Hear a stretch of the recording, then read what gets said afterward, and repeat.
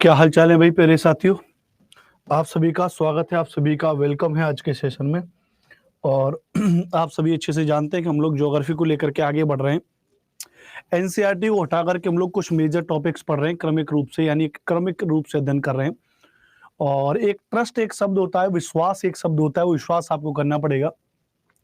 अड्डा 24/7 की ऐप से आपने कोर्स खरीदा है तो आप विश्वास बनाए रखें जो टीचर आपको पढ़ा रहे हैं। मैं आपको वादा कर चुका हूँ कि जो मैं आपको ज्योग्राफी पढ़ा रहा हूँ, चाहे एनसीईआरटी, एससीईआरटी, कुछ भी पढ़ा रहा हूँ, डेफिनेटली आपके एग्जाम में आएगी, चाहे कुछ भी हो जाए।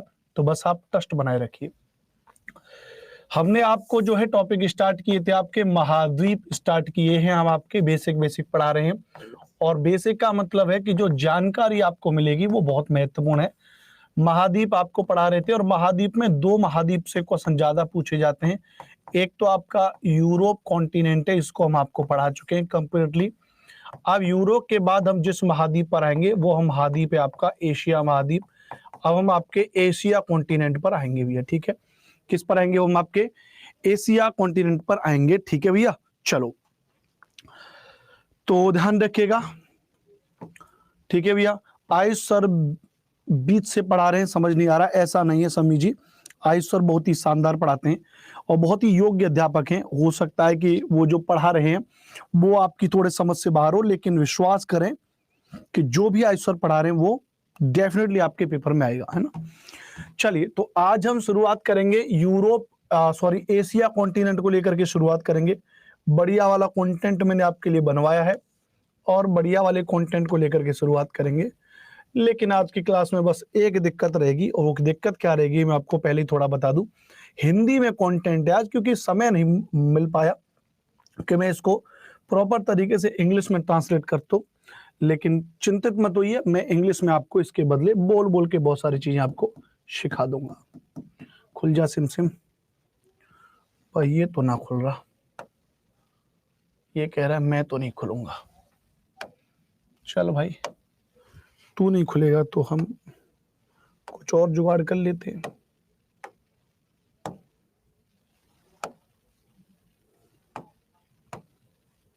अरे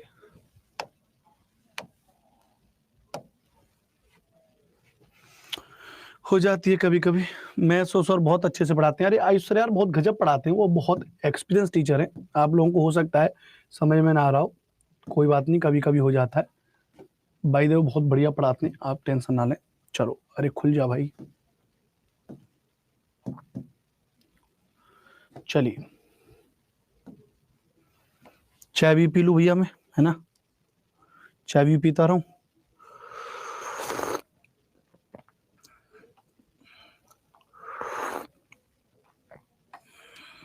ठीक है, मैथ्स का गोल भी आता है, मतलब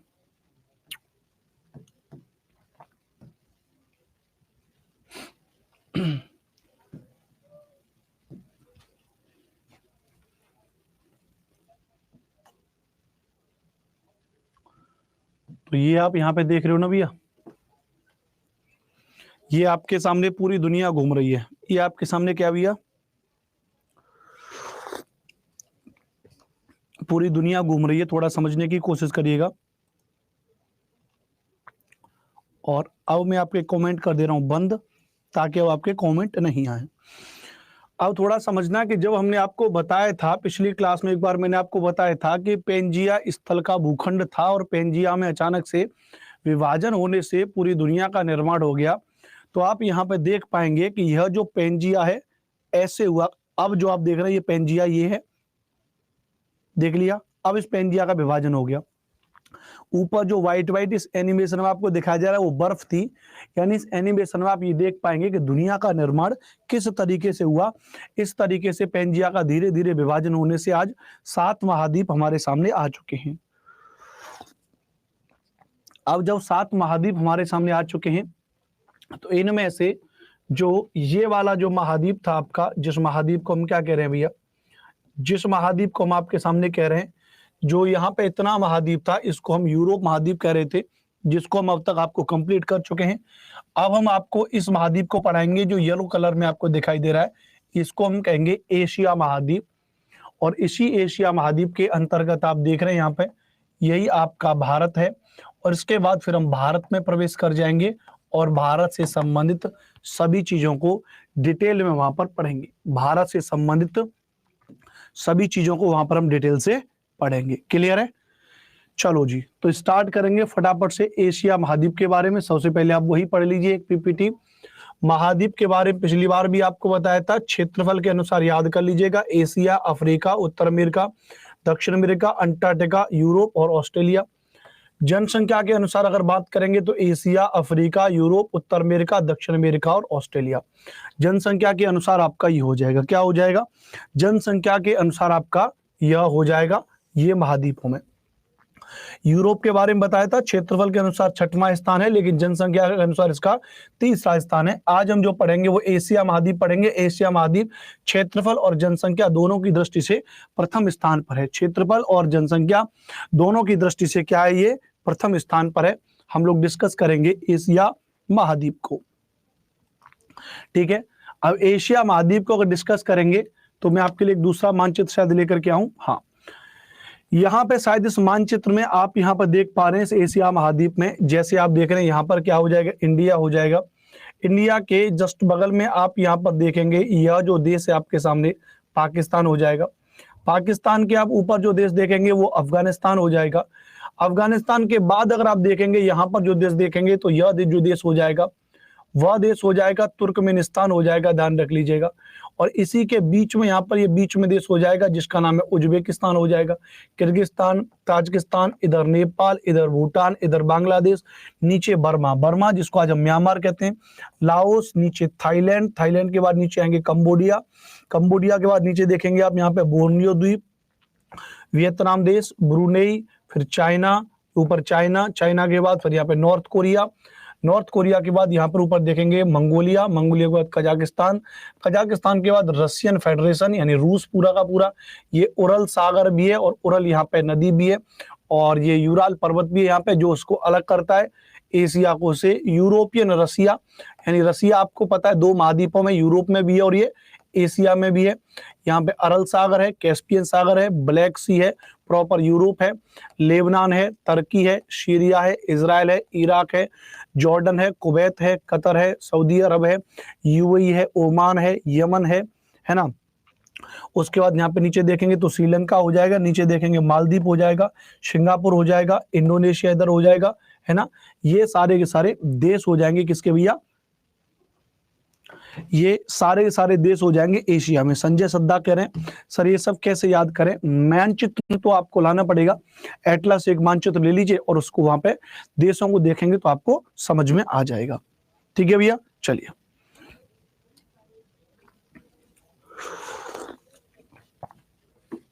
तो अब एक एक करके डिस्कस करेंगे एशिया महाद्वीप को। सबसे पहले मैं आपको इस एशिया को मैं कुछ हिस्सों में डिवाइड कर दे रहा हूं, इस एशिया को ऐसे आपको याद कराने की दृष्टि से। जैसे भाई कमेंट कर रहे हैं, एक सानिया सद्दाक ये कमेंट कर रहे हैं कि भाई कैसे याद करेंगे, तो मैं इस एशिया को कुछ हिस्सों में डिवाइड कर दे रहा हूं। जैसे ये वाला जो हिस्सा है दक्षिण पश्चिम एशिया हो जाएगा, यहाँ पे जो हिस्सा हो जाएगा वह दक्षिण पूर्व एशिया हो जाएगा। ऐसे करके कुछ कुछ देशों को और उनकी राजधानी को आपको याद करा दे रहा हूं। जैसे आप सबसे पहले यहाँ पे याद करेंगे दक्षिण पश्चिम एशिया को याद कर लीजिए।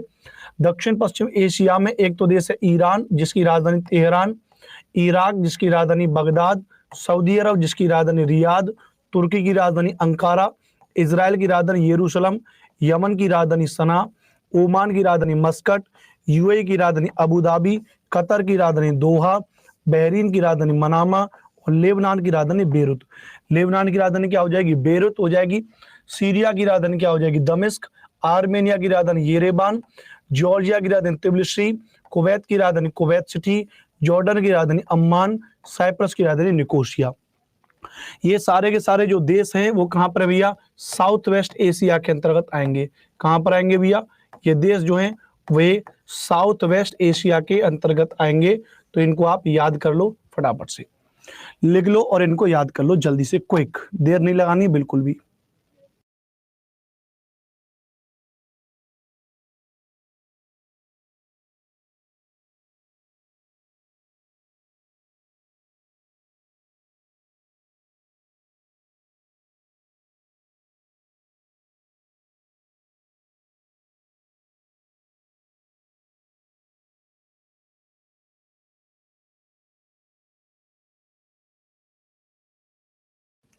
चिरंजीव जी, ये साउथ वेस्ट एशिया के टोटल कंट्री हैं, लगभग 15 देश होंगे।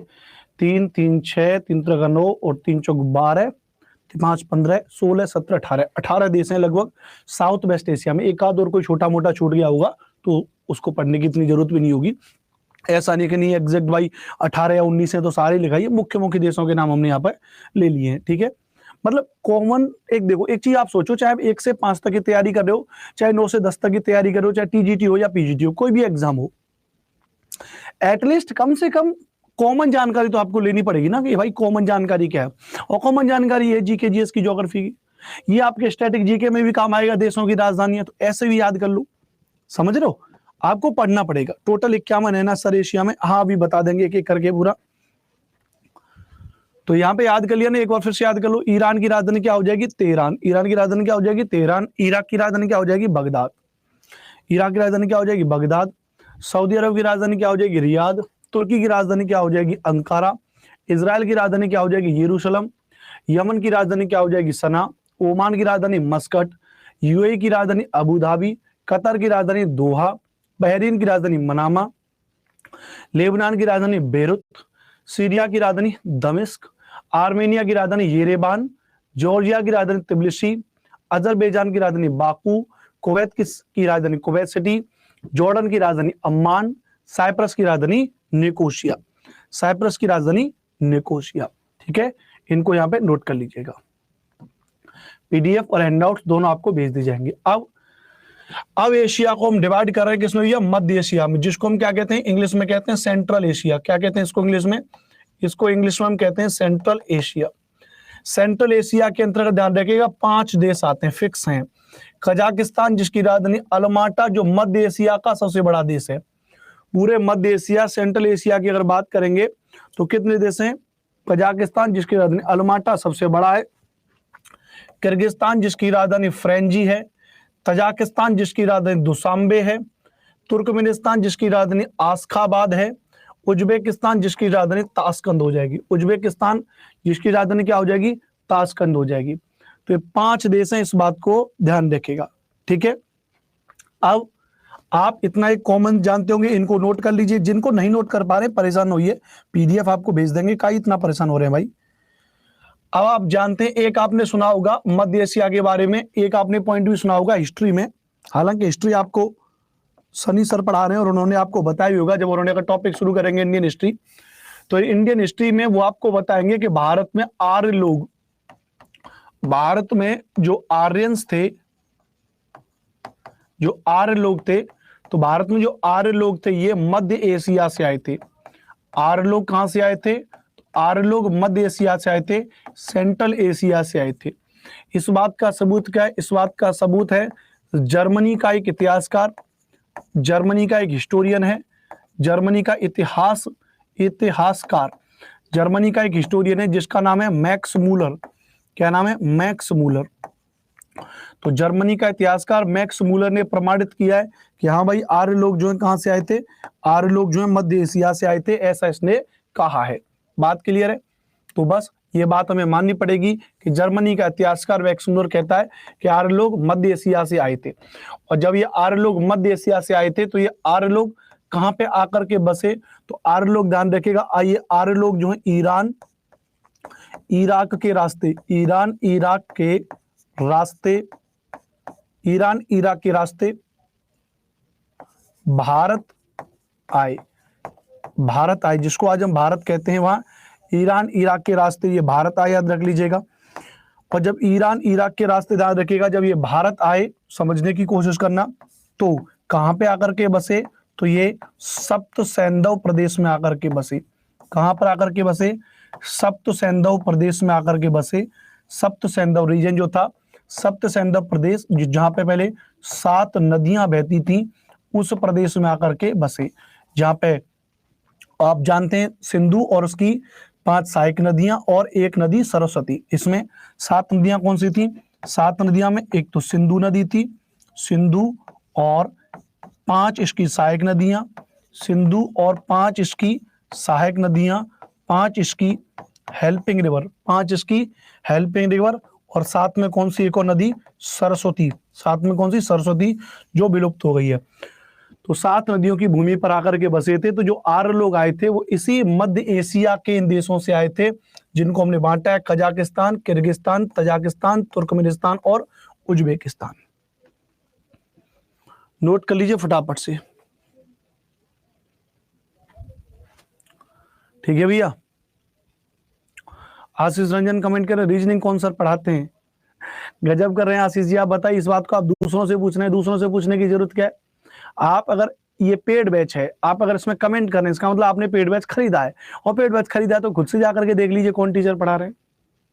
मतलब शाहीपन नहीं जाएगा, मतलब एक अजीब ही तरीके आप लोगों की एक रईसी है, मतलब हम पढ़ेंगे नहीं, अजीब अजीब तरीका मामला है। और एक छात्र बनने की कोशिश करिए और पढ़ने की कोशिश करिए। आप लोग बताइए क्या मैं गलत कह रहा हूं क्या भाई? आप अगर पेड बैच में हैं तो आप खुद से पढ़िए ना, दूसरों से क्यों पूछ रहे हैं जी? आप जाके क्लास देखिए टीचर की, उनसे सवाल पूछिए, अपनी तैयारी को करिए। मतलब ये कि जो अजीब रहीसी है वो थोड़ी सी कम करिए ना, अगर आप वाकई में पेपर पास करके नौकरी लेना चाह रहे हैं तो। मतलब समय पेड बैच में भी कमेंट में जा रहा है, मतलब मेरी ये समझ में नहीं आ रहा क्या कर रहे हैं भाई। चलिए नोट हो गया यहां पे।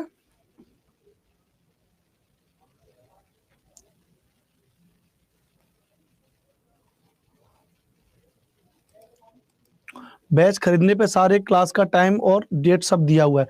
वही तो मैं कह रहा हूं, मतलब वो भी इनको समझ नहीं आ रहा है, मतलब समझ में नहीं आ रहा।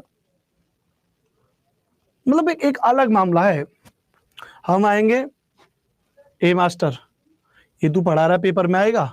मास्टर कहेगा हाँ सर मैं जो पढ़ा रहा हूँ सर पेपर में। ए चुप कर मास्टर, ये बता इतना डीप पेपर में आएगा? इतना तो नहीं आना चाहिए रे। मास्टर कहेगा अरे नहीं नहीं सर मैंने देखो एनसीईआरटी और एससीईआरटी देखी थी सर, और ये पेपर में आएगा। अच्छा ये बता ऐसे इतना कैसे लिखूंगा रे मैं, तू पीडीएफ देगा? बोले हाँ हाँ सर मैं देखो पीडीएफ दूंगा, हाँ सर पीडीएफ दूंगा। मतलब ये चाहते हो। अभी जब पेपर में जाएंगे तो अरे सर ये क्या ही पूछ लिया, हालत खराब हो गई ऊपर से नीचे तक। मतलब गजब आदमी हो यार।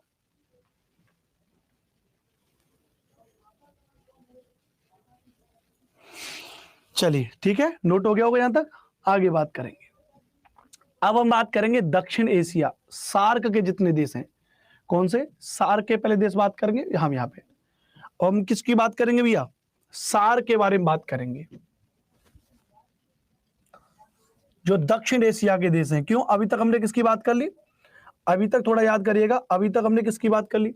हमने मध्य एशिया के देशों के बारे में बात कर ली, दक्षिण पश्चिम एशिया, यानी ये जो दक्षिण पश्चिम एशियाई देश हैं ये हमने बात कर लिए। ये जो दक्षिण पश्चिम एशियाई देश है ये हमने बात कर लिए। फिर हमने ये मध्य एशियाई देशों के बारे में बात कर ली। अब हम आएंगे यहाँ पे इन सार्क देशों के बारे में, south Asian association regional cooperation, इनके बारे में बात करेंगे। फिर हम एशिया को डिवाइड करेंगे यहाँ पे इसके बारे में, दक्षिण पूर्वी देशों के बारे में। किसके बारे में? दक्षिण पूर्वी देशों के बारे में। और फिर प्रॉपर तरीके से उत्तरी देशों के बारे में। ठीक है, समझ में आ गया? तो हम बात करेंगे सार्क। सार्क को क्या बोलते हैं? दक्षिण एशिया के जो देश हैं। क्या? दक्षिण एशिया के जो देश हैं। अब सार्क में क्या ध्यान रखिएगा, एक ट्रिक याद कर लो भैया। जैसे मान लेते हैं कि आपने क्या कर लिया, एमबीबीएस कर लिया, लिखते रहना। एमबीबीएस जब आपने कर लिया तो PAIN, आप क्या करोगे? लोगों का दर्द दूर करोगे, पेन ही तो दूर करोगे जी। तो दक्षिण एशिया और पेन, एम से क्या हो जाएगा? एम से हो जाएगा मालदीव। क्या हो जाएगा? मालदीव। बी से क्या हो जाएगा? बांग्लादेश। बी से क्या हो जाएगा? बांग्लादेश। बी से क्या हो जाएगा? भूटान हो जाएगा, भूटान। एस से क्या हो जाएगा? श्रीलंका हो जाएगा। एस से क्या हो जाएगा? श्रीलंका। पी से क्या हो जाएगा? पाकिस्तान। पी से क्या हो जाएगा जी? पाकिस्तान। ए से क्या हो जाएगा? अफगानिस्तान। ए से क्या हो जाएगा जी? अफगानिस्तान हो जाएगा। आई से क्या हो जाएगा? इंडिया यानी भारत। एन से क्या हो जाएगा? एन से हो जाएगा नेपाल। क्या हो जाएगा? नेपाल। तो ये सार्क के देश हैं सभी के सभी। मालदीव की राजधानी क्या हो जाएगी? माले। बांग्लादेश की राजधानी क्या हो जाएगी? ढाका।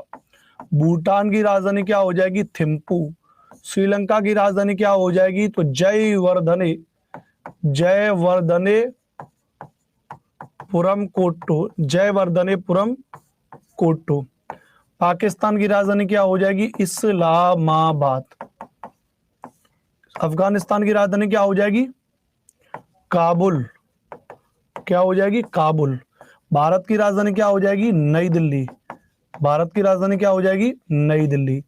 नेपाल की राजधानी क्या हो जाएगी? काठमांडू। क्या हो जाएगी भैया?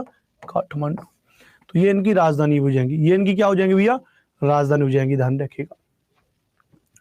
सार्क वैसे क्या है, ध्यान रखिएगा, ये तो वैसे दक्षिण एशिया के देश हैं, ये दक्षिण एशिया के 8 देश हैं, और इन्हीं दक्षिण एशिया के 8 देशों को ध्यान रखिएगा सार्क कहते हैं। क्या कहते हैं? सार्क कहते हैं। तो आपसे पूछा जाए कि सार्क की स्थापना कब हुई, तो सार्क की जो स्थापना हुई वही 1985 में। कहां पर स्थापना हुई? तो ढाका में इसकी स्थापना हुई थी, जो बांग्लादेश का ढाका है, वहां पे स्थापना हुई। आपसे पूछा जाए सार्क में सदस्य कितने हैं, तो आप बता पाएंगे there are 8 member in SAARC, 8 सदस्य हैं। आपसे पूछा जाए कि सार्क का मुख्यालय कहां पर है, सार्क का हेडक्वार्टर कहां पर है, तो आप जवाब दीजिएगा काठमांडू। जो नेपाल की राजधानी काठमांडू है, वहां पर सार्क का क्या है? हेडक्वार्टर है। सार्क का क्या है? वहां पे मुख्यालय। जो वहां पे सार्क का मुख्यालय, सदस्य 8 हैं, स्थापना 1985 में हुई थी। सार्क को क्या कहते हैं हिंदी में? दक्षेस भी कहते हैं। सार्क को हिंदी में क्या कहते हैं? दक्षेस भी कहते हैं। सार्क की वैसे फुल फॉर्म क्या है, तो अंग्रेजी में फुल फॉर्म लिख लीजिएगा, south Asian association, south Asian association regional cooperation, cooperation, south Asian association regional cooperation. Hindi में क्या कहेंगे इसको? दक्षिण एशियाई, दक्षिण एशियाई क्षेत्रीय सहयोग संगठन, दक्षिण एशियाई क्षेत्रीय सहयोग संगठन। ये क्या हो जाएगा? सार्क हो जाएगा। बात क्लियर है जी? क्या हो जाएगा जी? सार्क हो जाएगा।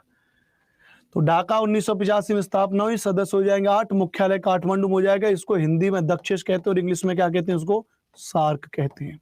नोट कर लीजिए। क्यों बनाया गया सार्क भैया? तो दक्षिण एशियाई क्षेत्रीय सहयोग संगठन, दक्षिण एशिया के देशों, दक्षिण एशियाई यानी साउथ एशिया की जो कंट्री है, दक्षिण एशियाई,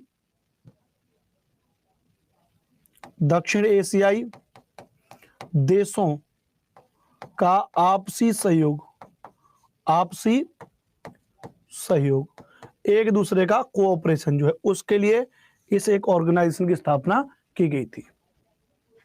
ठीक है, नोट कर लो। ये क्या है? दक्षिण एशियाई देश, सार्क वाले देश। नोट करें फटाफट से, नोट करें फटाफट से एक एक चीज को, क्योंकि एक बार अगर ये रिमूव हो गया तो दोबारा बैक नहीं हो पाएगा, क्योंकि हाथ से लेके पढ़ाया हूं, फिर पीटी से हट जाएगा। इसलिए नोट कर लो फटाफट से, जल्दी से।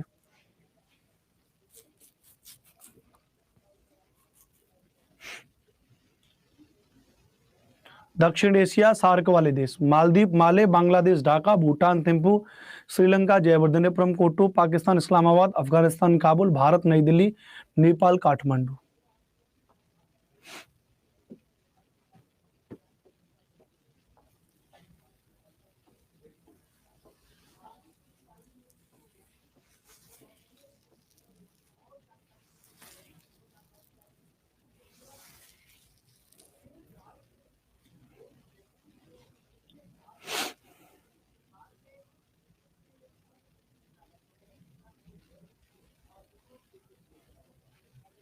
सानिया सदा करे सर हैंडआउट सेंड कर दीजिए चैट बॉक्स में।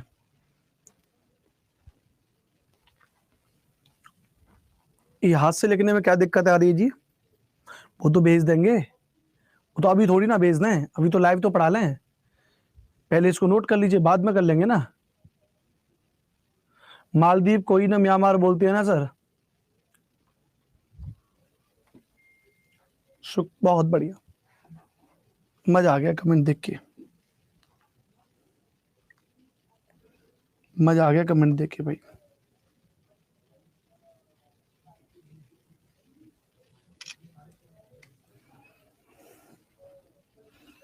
अब सोच रहा हूँ क्या ही जवाब दूं।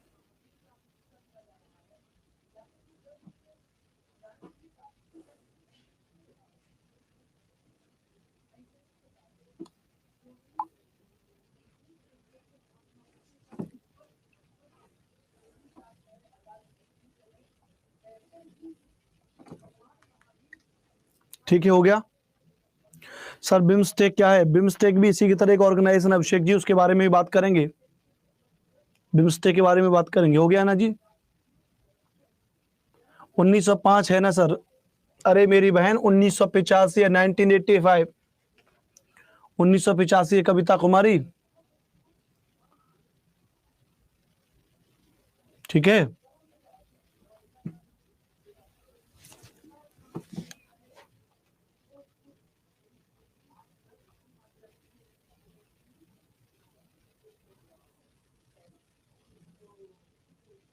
ठीक है। बाकी समी कुमारी जी का डाउट था कि मालदीव को ही ना म्यांमार बोलते हैं सर, ये गलत था।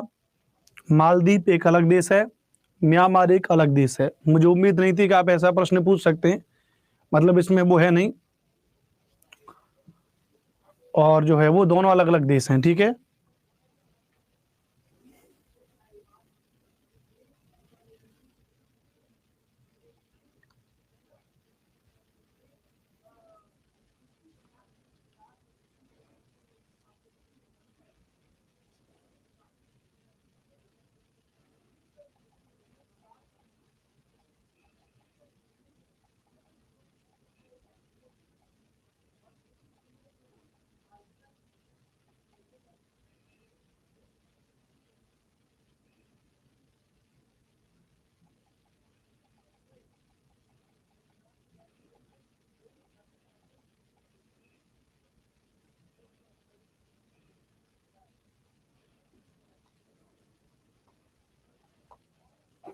चलें भाई, चलो भाई आगे बात करेंगे। तो एक बार फिर से समझ लेना, दक्षिण एशिया सार्क वाले देश में बात करेंगे। एम से हो जाएगा मालदीव, मालदीव की राजधानी माले।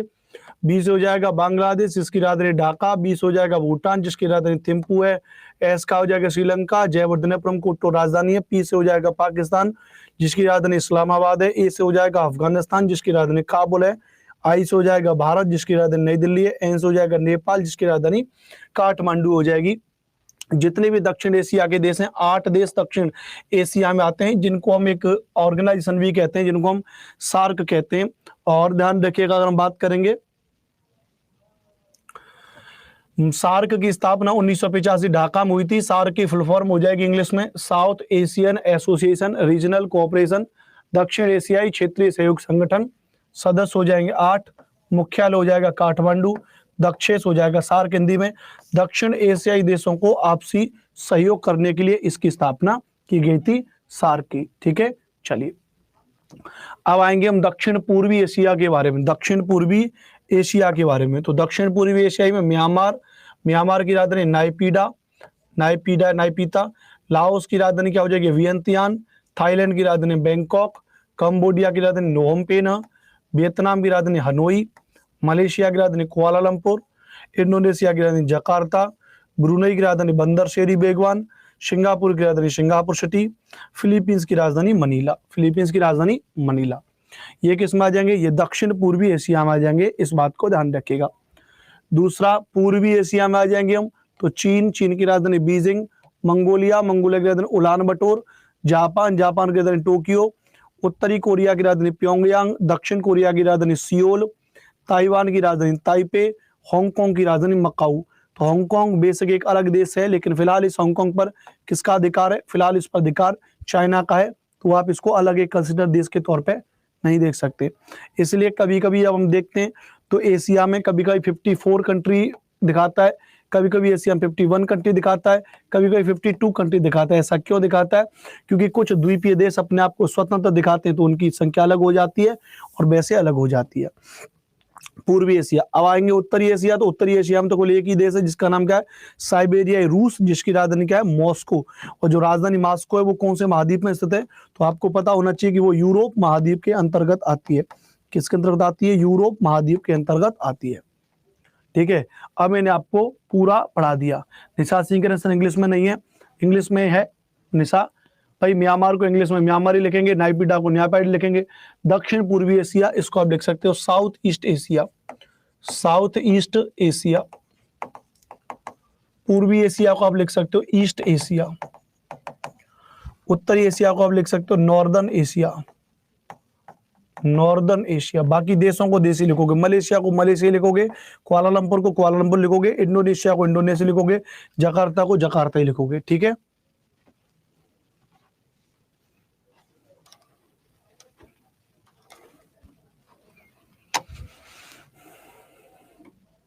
बिट्टू को इंग्लिश में भी बिट्टू ही बोलते हैं।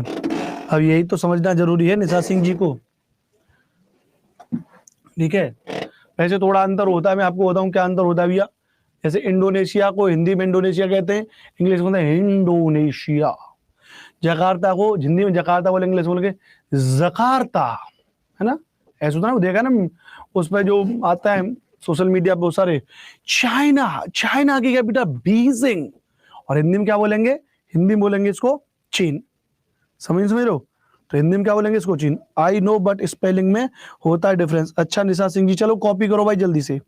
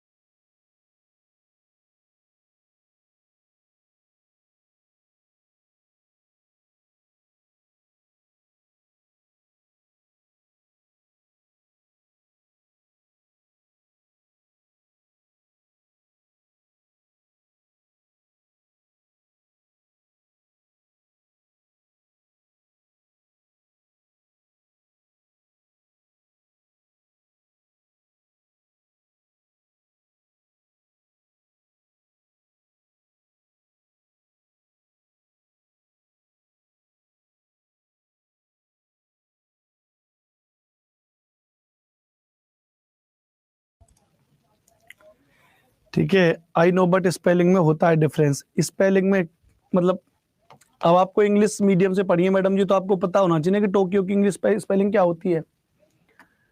चीन को चाइना बोलते हैं। हाँ तो भाई इतना तो पता होना चाहिए ना प्रभु, इतना भी नहीं पता तो कैसे काम चलेगा जी मालिक। अरे बाप रे बाप, क्या हुआ, अरे प्रभु, अनुपम कहाँ फंस गया तू भाई, हैं। आप लोगों के कमेंट को देख करके लगता है भाई कि जो डायलॉग है ना कि रजिया फंस गई गुंडों में, तो आज मुझे वो सही होता प्रतीत हो रहा है कि हाँ साहब, रजिया गुंडों में ही फंस गई।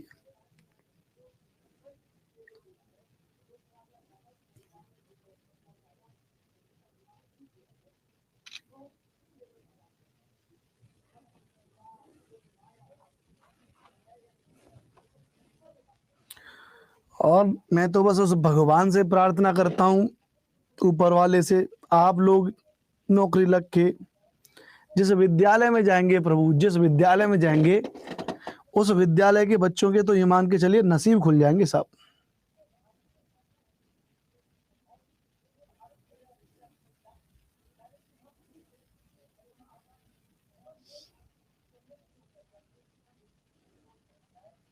उस विद्यालय के तो नसीब ही खुल जाएंगे साहब।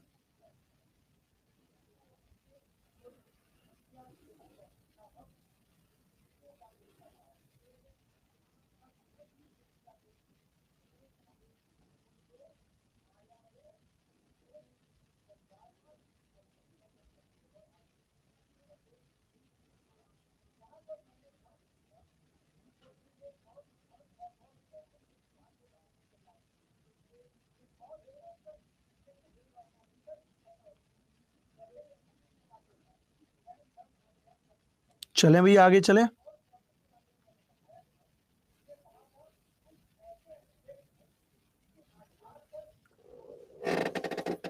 डन सर, डन, ठीक है सर। अब तो ऑल इंडिया में कंपटीशन है, ये तो है भैया, अब तो ऑल इंडिया में कंपटीशन है।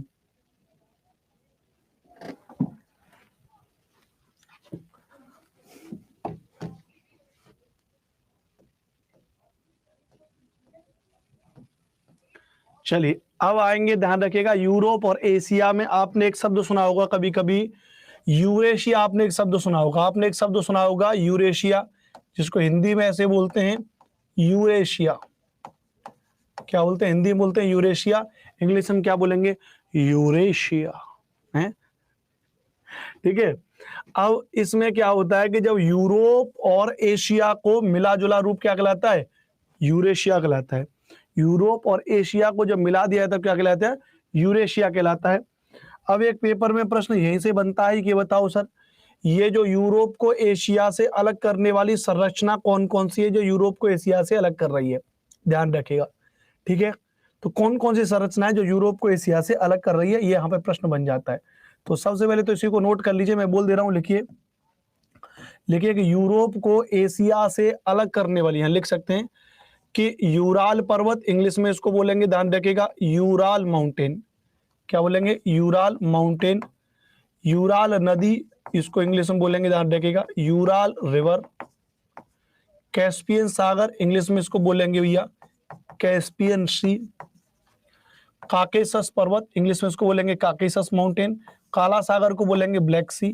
क्या बोलेंगे? ब्लैक सी। भूमध्य सागर को बोलेंगे मेडिटेरेनियन सी।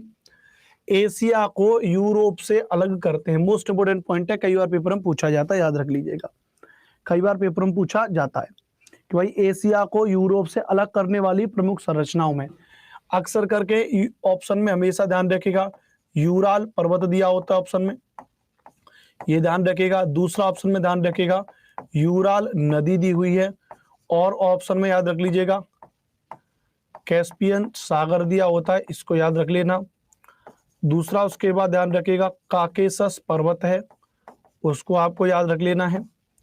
चौथा बात करेंगे तो काला सागर है, इसको आप याद रख लीजिएगा।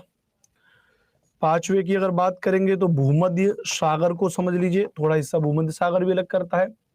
ये सारी की सारी चीजें ध्यान रखिएगा यूरोप को एशिया से अलग करती हैं। क्या करती है? ये यूरोप को, सर लिखना ही पड़ गया ठीक है, ये यूरोप को एशिया से अलग करती हैं, ठीक है।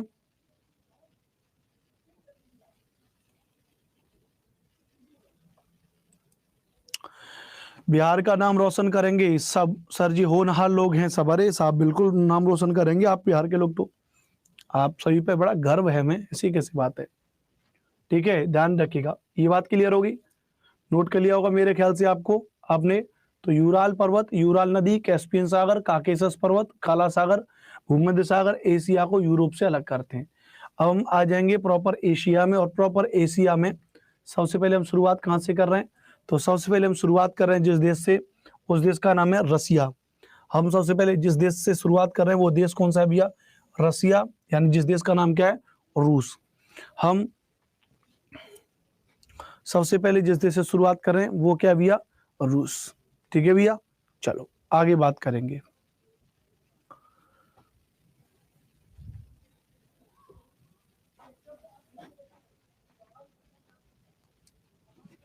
ठीक है भैया, चलो तो रसिया के बारे में पढ़ेंगे, रूस के बारे में पढ़ेंगे। तो सबसे पहले तो आप यहाँ रूस को देख लीजिए, यह जो जितना भी येलो कलर में आपको दिखाई दे रहा है, यह पूरा का पूरा मानचित्र क्या भैया? यह पूरा का पूरा मानचित्र, ध्यान रखिएगा, रूस है भैया। क्या हो जाएगा? रूस है पूरा का पूरा। और इस रूस के बारे में बात करेंगे, सबसे पहले समझना कि जो रूस के अगल बगल के जितने भी देश हैं, पहले आज हम जिसको यहाँ पे क्या कह रहे हैं, आज हम इसको रसिया कह रहे हैं, क्या कह रहे हैं? रसिया या रूस कह रहे हैं, ध्यान रखिएगा। पहले इसका नाम हुआ करता था, पहले इसको कहते थे यूएसएसआर। क्या कहते थे? यूएसएसआर। इसको हिंदी में कहते थे सोवियत संघ रूस। क्या कहते थे इसको? सोवियत संघ रूस कहते थे। इसको पहले क्या कहते थे? यूएसएसआर कहते थे, सोवियत संघ रूस कहते थे, याद रख लीजिएगा। तो लेकिन 1991 के आसपास क्या हुआ, यूएसएसआर का क्या हो गया, विघटन हो गया। क्या हो गया, विघटन हो गया। जैसे मैंने कल आपको बताया था ना युगोस्लाविया के बारे में, युगोस्लाविया, मैंने आपको युगोस्लाविया के बारे में बताया था ना। युगोस्लाविया एक देश था जो कौन से प्रायद्वीप पर बसा था, बाल्कन प्रायद्वीप पर बसा एक देश था युगोस्लाविया। लेकिन युगोस्लाविया का क्या हो गया, विभाजन हो गया युगोस्लाविया का। और जब युगोस्लाविया का विभाजन हो गया तो 12 देशों में बट गया। कितने देशों में बट गया, 12 देशों में बट गया था। कल की क्लास में बताया था आपने आपको, ठीक है। ऐसे ही यह यूएसएसआर था, यह विभाजन होकर के कितने देशों में बट गया, 15 देशों में बट गया। कितने देशों में बट गया, 15 देशों में बट गया। तो हम इसके बारे में बात करेंगे कि यूएसएसआर जो 15 देशों में बटा, वो 15 देश कौन कौन से थे, ठीक है। चलो एक एक करके यहां पर बात करेंगे, ठीक है। एक एक करके हम यहां पर आपसे बात करेंगे, ठीक है।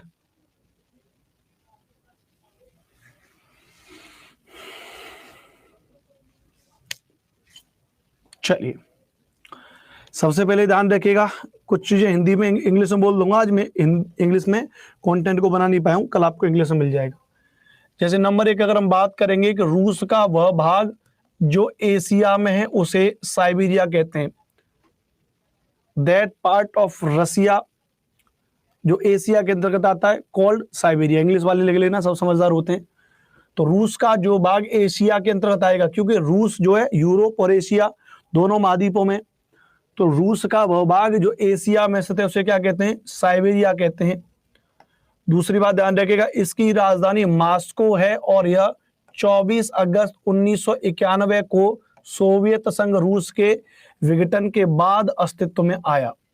रूस, इसकी राजधानी मॉस्को है। किसकी, रूस की राजधानी मॉस्को है। रूस जो आया, प्रॉपर रूस जो आया, वह 24 अगस्त 1991 को सोवियत संघ रूस के विघटन के बाद अस्तित्व में आया। यहाँ की भाषा रूसी है। मुद्रा हो जाएगी इसकी रूबल। इसकी मुद्रा क्या हो जाएगी, रूबल इसकी मुद्रा हो जाएगी। साइबेरिया में विश्व की सबसे गहरी झील बैकॉल झील है। साइबेरिया में क्या भैया, तो साइबेरिया में ही विश्व की भैया सबसे गहरी झील बैकाल झील। जीके की दृष्टि से महत्वपूर्ण पॉइंट है भैया कि विश्व की सबसे गहरी झील कौन सी है, तो विश्व की world deepest lake is Baikal lake. World deepest lake, तो विश्व की सबसे गहरी झील कौन सी भैया, तो ये हो जाएगी भैया बैकाल झील हो जाएगी। ध्यान रखिएगा। सुषमा पांडे ने सब कब डिवाइड हुआ, अरे मेरी माता, ये लिखा हुआ है 24 अगस्त 1991 को डिवाइड हुआ था। दया करो, थोड़ा कृपा बरसाओ। दूसरी बात ध्यान रखिएगा, लगोडा, ओमेगा, बैकाल झील भी यहीं पर है। बैकाल झील के अलावा लगोडा और ओमेगा 2 झील भी हैं जो यहीं पर है। इस बात को ध्यान रखिएगा। Is that clear. कोला प्रायद्वीप रूस में तांबे के लिए प्रसिद्ध है तथा इसके पास मरमास्क बंदरगाह है जो आर्कटिक महासागर में होते हुए भी वर्ष भर खुला रहता है। इसके बारे में मैं आपको बताऊंगा। इसके बारे में मैं आपको बताऊंगा कि एक प्रायद्वीप है जिस प्रायद्वीप का नाम है कोला प्रायद्वीप। अभी आपको बताऊंगा लास्ट में, जब इस पीपीटी को हटाऊंगा तब आपको बताऊंगा। तो कोला प्रायद्वीप है जो तांबे के लिए प्रसिद्ध है, पहली बात तो ये है। और उसी कोला प्रायद्वीप के पास एक बंदरगाह, जिस बंदरगाह का नाम क्या, मरमास्क पोर्ट या मरमास्क बंदरगाह, जो कहां पर है, आर्कटिक महासागर में होते हुए भी वर्ष भर बर्फ से खुला रहता है। मतलब आर्कटिक महासागर में क्या है, बर्फ बहुत ज्यादा जमी रहती है। और कोई अगर एक बंदरगाह है तो बंदरगाह कब होते हैं, जब जहाज चलते रहेंगे पानी में और व्यापार वहां से होगा। तो जाहिर सी बात है जहाज तभी तो चलेंगे जब पानी होगा, और आर्कटिक महासागर में तो बर्फ जम जाती है। लेकिन फिर भी मरमास्क बंदरगाह साल भर बर्फ से खुला रहता है, बर्फ वहां पे नहीं जमती है। उसकी क्या वजह है उसके बारे में बात करेंगे। और आप जानते हैं कोला प्रायद्वीप है, और प्रायद्वीप क्या होता है, प्रायद्वीप के बारे में तो आप जानते हैं ना। प्रायद्वीप को इंग्लिश में कहते हैं पेनिनसुला। पेनिनसुला इंग्लिश में क्या कहते हैं, पेनिनसुला। हिंदी में कहते हैं प्रायद्वीप। हिंदी में क्या कहते हैं भैया, प्रायद्वीप। प्रायद्वीप क्या होता है कि जमीन का एक ऐसा हिस्सा जो 3 तरफ से पानी से घिरा हो। That part of land which 3 side surrounded by water known as peninsula. कोई भी भूमि हो जो 3 तरफ से अगर पानी से घिरी है तो उसको हम क्या कहते हैं, उसको हम प्रायद्वीप कहते हैं। याद रख लीजिएगा, उसको हम क्या कहते हैं, प्रायद्वीप कहते हैं।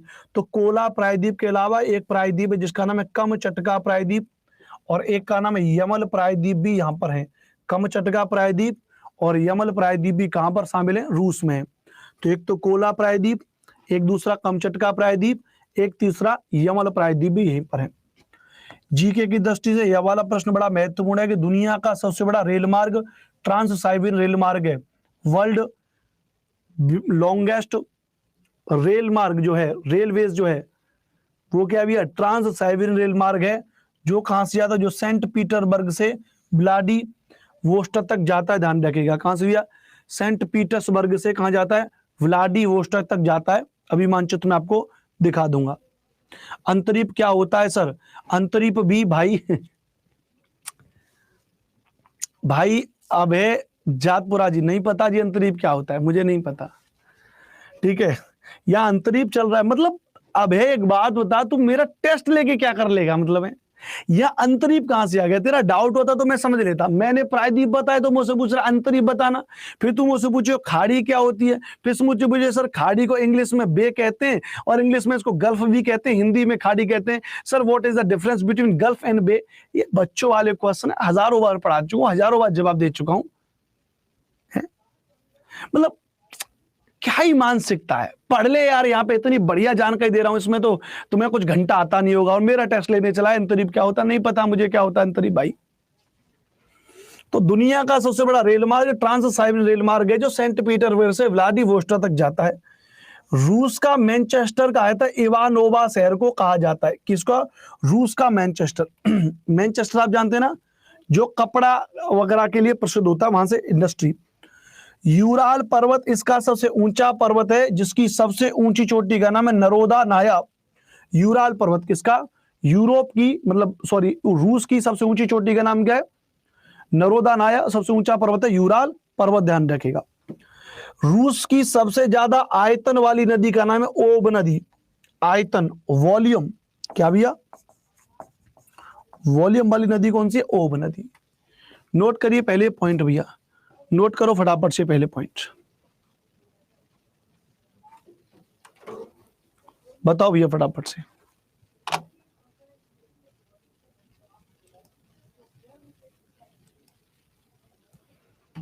ठीक है,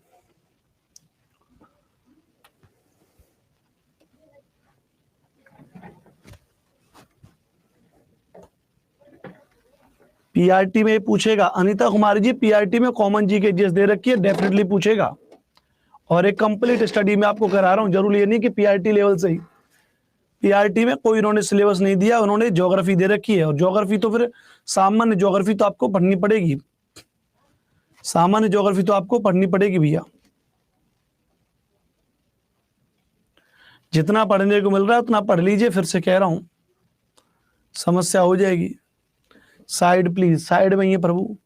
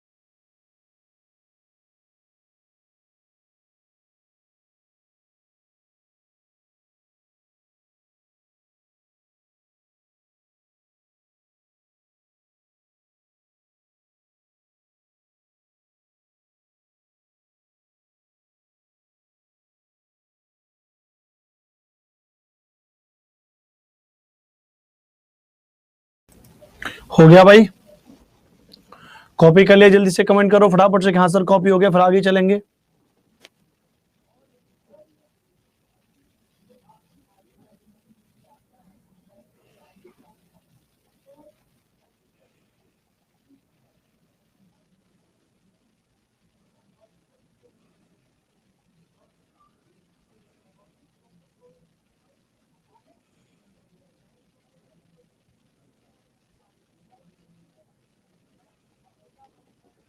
चलिए आगे चलें।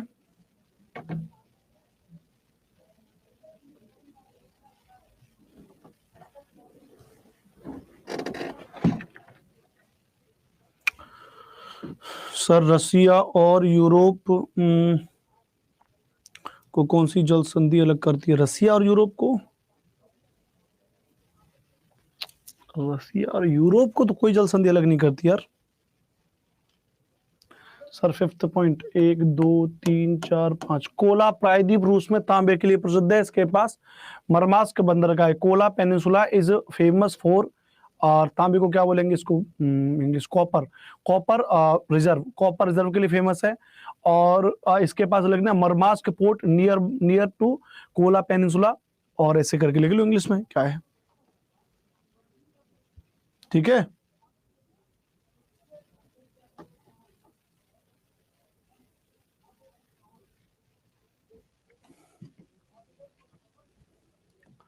आगे चलेंगे, चलो रूस को आज खत्म करेंगे। दूसरी बात ध्यान रखेगा, वेल्डाई पहाड़ी से वोल्गा नदी निकलती है। कौन सी भैया? वेल्डाई पहाड़ी से वोल्गा नदी निकलती है, जो यूरोप की सबसे बड़ी नदी है। यूरोप की सबसे बड़ी नदी कौन सी है? वोल्गा नदी है, जो कहां से निकलती है?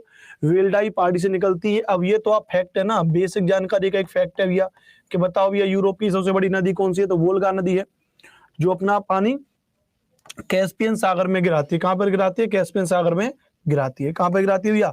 कैस्पियन सागर में गिराती है, नोट कर लीजिए। कौन सी भैया? वोल्गा नदी। देखो ये रही भी यहाँ पे वोल्गा नदी, और ये ऐसे करके जा रही है, यहाँ से निकल रही है, और देखो ये धीरे धीरे ऐसे करके यहाँ से वोल्गा नदी यहाँ पे आई, यहाँ पे आई, और ये कहाँ पर आ गई भैया? कहाँ चली गई भैया? इधर से आते हुए और यहाँ पे कैस्पियन सागर में अपना क्या गिरा देती है भैया? पानी गिरा देती है। हो गया क्लियर भैया? बस देखते रहो, ठीक है। और चलो, और जिस कोला प्रायद्वीप की आप बात करें तो ये वो देखो कोला प्रायद्वीप, ये क्या भैया? ये हो जाएगा भैया वो कोला प्रायद्वीप। क्या हो जाएगा ये हमारा यहाँ पे कोला प्रायद्वीप, ये कोला प्रायद्वीप, ये रहा मुर्मास्क बंदरगाह, याद कर लेना, ये क्या हो जाएगा? मुर्मास्क बंदरगाह, ठीक है। दूसरी बात, जो कमचटका प्रायद्वीप है, जो मैंने बताया था, देखो ये रहा कमचटका प्रायद्वीप। इतना तो मानचित्र में अगर आप पढ़ोगे तो समझ में आ जाएगा, ये क्या हो जाएगा? कमचटका प्रायद्वीप हो जाएगा, ठीक है। चलो आगे बात करेंगे, ठीक है, बहुत सारी चीजें। दूसरी बात, डॉन नदी काला सागर में अपना पानी गिराती है, तथा इसी नदी के मुहाने पर रोस्टोव बंदरगाह स्थित है। रूस का एक प्रमुख बंदरगाह है, जिस बंदरगाह का नाम है रोस्टोव बंदरगाह। क्या नाम भैया? रूस का एक प्रमुख बंदरगाह है, जिस बंदरगाह का नाम क्या है भैया? रोस्टोव बंदरगाह। और उस रोस्टोव बंदरगाह के बारे में कहते हैं, ध्यान रखिएगा, कि वह जो रोस्टोव बंदरगाह है बड़ा महत्वपूर्ण बंदरगाह है, जो डॉन नदी के तट पर है। ध्यान रखिएगा, डॉन नदी के मुहाने पर है, और डॉन नदी अपना पानी काला सागर में गिराती है। चुस्की सागर एवं बेरिंग सागर के बीच बेरिंग जल संधि स्थित है। चुस्की सागर एवं बेरिंग सागर के बीच बेरिंग जल संधि स्थित है। शायद कोमल का अगर जो डाउट आप पूछ रही थी, कोमल जो डाउट पूछ रही थी कि क्या है कि सर रसिया और यूरोप को कौन से अलग करती है, तो शायद ये रसिया और यूरोप को अलग करने की अगर कोई बात होगी तो भी नहीं बनेगा, वरना अगर उत्तर हो सकता है तो बेरिंग जल संधि हो सकता है। तो चुस्की सागर एवं बेरिंग सागर के बेरिंग जल संधि बताऊंगा। दूसरा, चीन और रूस की सीमा का निर्धारण आमूर नदी करती है, जो जापान सागर में गिरती है, तथा इसी नदी के पास व्लादिवोस्टोक शहर स्थित है, तथा सखालिन द्वीप भी मौजूद है। सखालिन द्वीप भी मौजूद है। रूस और चाइना की नेचुरल बाउंड्री कौन बनाती है? आमूर नदी बनाती है। कौन सी नदी बनाती है? आमूर नदी। यहाँ पे अब देखेंगे नीचे क्या है? चाइना है, देखो ये यहाँ पे क्या है? ये चाइना है ये, और यहाँ पे AMUR, आमूर नदी रूस और चाइना की सीमा बना रही है, और ये आमूर नदी यहाँ पे जाकर के जापान सागर में अपना सी ऑफ ओकोस्टक सागर है, यहीं पे क्या है? जापान सागर है, यहीं पे अपना जल गिराती है। यहीं सखालिन आइलैंड, यहीं पर क्या है? सखालिन आइलैंड है। और इसी के तट पर ध्यान रखिएगा, इसी के तट पर क्या हो जाएगा? यहीं पर ये और व्लादिवोस्टोक शहर भी हो जाएगा, ठीक है भैया। इस बात को यहाँ पे याद रख लेना, ठीक है। बताओ क्लियर है? क्लियर बताओ, कोई इशू तो नहीं है भाई। यहाँ पे ये रहा सखालिन आइलैंड, ये रहा नीचे व्लादिवोस्टोक शहर, और यही व्लादिवोस्टोक शहर से लेकर के कहाँ पर भैया आज ऐसे ये रहा सेंट पीटर्सबर्ग, ये सेंट पीटर्सबर्ग से लेके यही व्लादिवोस्टोक तक जो सबसे लंबा रेल मार्ग है जिसका नाम क्या भैया, ट्रांस साइबेरियन रेल मार्ग, ट्रांस साइबेरियन रेल मार्ग, ट्रांस साइबेरियन रेल मार्ग। देखो मैं एक चीज कहना चाहूंगा, ऐसा नहीं मैं सभी से कहना चाहूंगा, ध्यान रखिएगा, इतना क्लास हो जा रहा है कि दिमाग हैंग हो रहा है। देखो कोमल, आप हो या जितने भी पेड बैच वाले बच्चे देख रहे हो, देखो अगर सरकारी नौकरी की मन में ठानी है आपने कि भाई हमें बीपीएससी में एक सरकारी नौकरी पानी है, तो भैया अगर सरकारी नौकरी बीपीएससी में पानी है तो फिर आपको भयंकर मेहनत करनी पड़ेगी। अगले आने वाले जुलाई का पूरा 1 महीना आपके लिए पड़ा है, और 20 अगस्त को शायद पेपर है। 30 दिन ये 20 दिन ये 50 दिन बचे हैं, और इन 50 दिनों में भयंकर मेहनत कर लीजिए। इन 50 दिनों में भयंकर मेहनत करिए, सारा काम धंधा बिल्कुल छोड़ दीजिए। अपने सीनियर से बड़े भाई बहन जो भी हैं, शादीशुदा पति को बोलिए भाई काम करो, हम नहीं करेंगे, बिल्कुल 50 दिन भयंकर मेहनत उतरेंगे, तभी बात बनेगी, अन्यथा बात नहीं बनेगी। दूसरी बात, रूस के राष्ट्रपति कौन है भैया, व्लादिमीर पुतिन है, जो 2020 में अपने संविधान में संशोधन किया जिसके तहत वे 2036 तक राष्ट्रपति के पद पर रहेंगे। उन्होंने 2020 में अपने संविधान में संशोधन कर दिया कि अब 2036 तक वे ही राष्ट्रपति रहेंगे। पद 6 वर्ष का होता है वैसे, जो पहले 4 वर्ष का होता था, जिसे 2008 में संशोधित करके 6 वर्ष कर दिया। यानी 2004 से 2008 तक राष्ट्रपति रहे, और फिर संविधान के अनुसार कोई व्यक्ति लगातार 2 पद तक रह सकता है, इसलिए पद छोड़ दिया। क्योंकि वो पहले 2000 से बने थे, 2000 में बने, 2004 तक राष्ट्रपति रहे, फिर 2004 से लेके फिर 2008 तक राष्ट्रपति रहे, फिर इन्होंने संशोधन कर दिया, बोले नहीं भैया 6 वर्ष तक, भैया क्या 6 वर्ष कालक्रम होगा। फिर दोबारा से 2020 में बने और संशोधन कर दिया भाई कि अब हम 2036 तक हम ही रहेंगे। ठीक है, चलो अच्छा इसको भी याद कर लो। सोवियत संघ 15 गणराज्यों को मिलाकर बना था, जिसमें सबसे बड़ा गणराज्य रूस था पहले भी। 1990 में साम्यवादी शासन खत्म हुआ और अलग अलग देश बन गए। ये अलग अलग देश ये वाले हैं। माफ करिएगा, ये 15 देश हैं। ठीक है, चलिए, और इनको हम आपको पढ़ा चुके हैं। फिर हम दक्षिण एशिया के बारे में कल बात करेंगे। इसकी पीडीएफ मैं आपको टेलीग्राम पर भी भेज दूंगा, आपकी वीडियो के नीचे भी आपको लगा दूंगा, आप टेंशन मत लीजिएगा। ठीक है भैया, चलो कल मुलाकात करेंगे। थैंक यू वेरी मच, जय हिंद।